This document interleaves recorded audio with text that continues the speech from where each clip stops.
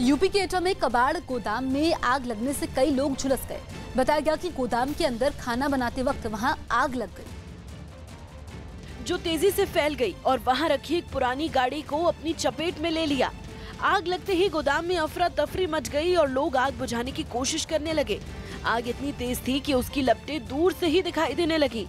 आग लगने की जानकारी मिलते ही दमकल विभाग की कई गाड़ियां मौके पर पहुंच गईं।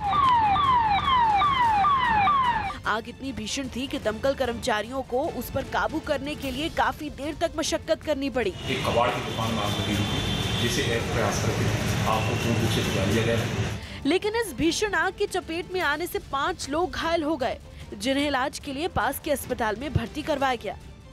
पटना के राजेंद्र नगर में बाढ़ से हुए नुकसान से खफा लोगों ने डिप्टी सीएम सुशील मोदी के आवास के बाहर प्रदर्शन किया। इन लोगों ने राज्य सरकार की अनदेखी को बाढ़ से हुए नुकसान का जिम्मेदार बताया,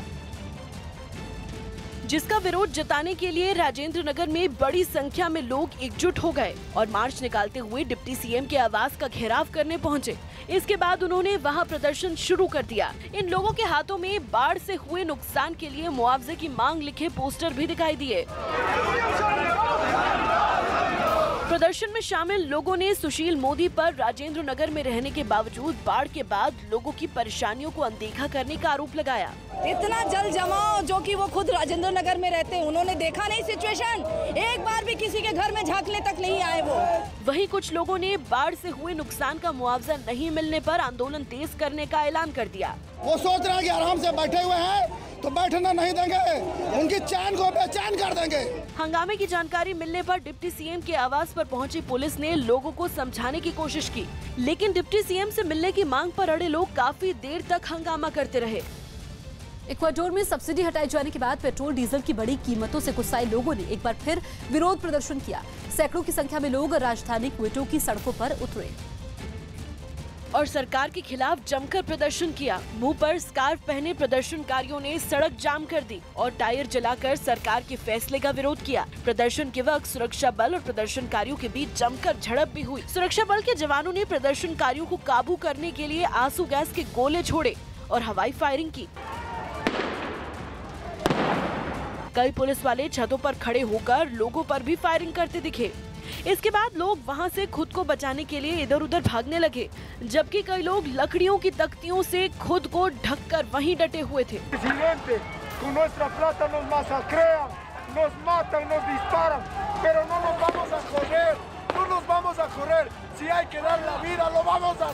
बताया गया कि विरोध प्रदर्शन में कुछ लोग घायल भी हो गए, जिन्हें अस्पताल में भर्ती करा दिया गया।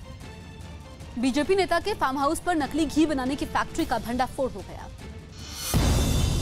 मध्य प्रदेश के खरगोन में पुलिस ने एक बीजेपी नेता के फार्म हाउस पर छापा मारकर नकली घी बनाने की फैक्ट्री का भंडाफोड़ कर बड़ी मात्रा में नकली घी बरामद किया। बेंगलुरु की कंपनी ने भारत की पहली made in India sniper rifle का प्रदर्शन किया।